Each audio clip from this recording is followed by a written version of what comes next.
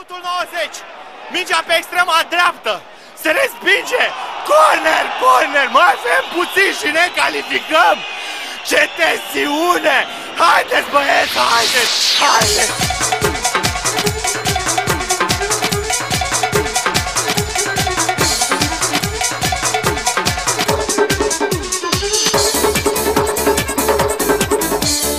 Avui o idee bună, am o săptămână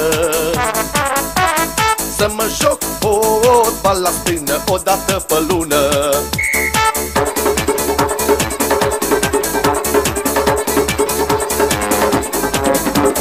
Uiuiu că viva mie-mi place fotbalul, fotbalul și mieluțul, zi, bă!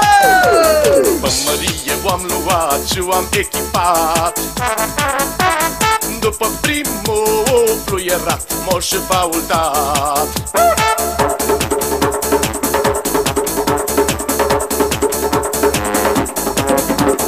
Uiuiu că vin bravo, mie-mi place fotbalul, fotbalul și mieluțul, zi, bă!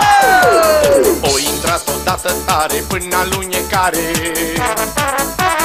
Vai de piciorușul meu, mi-o rupe roneu.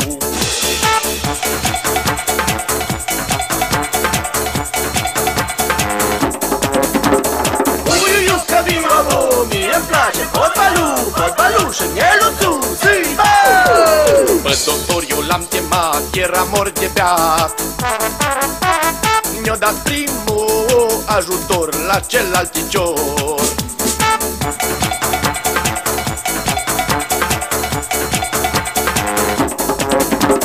Uiuiu că vin bravo, mie-mi place fotbalul, fotbalul și mieluțul, zi, bă!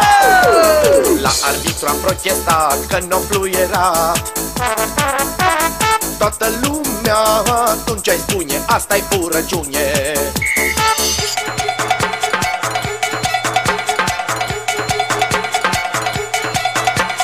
Uiuiu că vin bravo, mie-mi place fotbalul, fotbalul și mieluțul, zi, bă!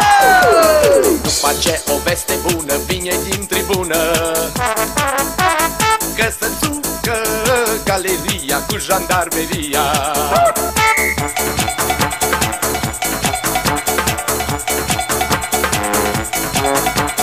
Uiuiu că vin bravo, mie-mi place fotbalul, fotbalul și mieluțul, zi, bă! După meci toți-am plecat la birtuni în sat. Fotbalul să preamărim, să-l sărbătorim.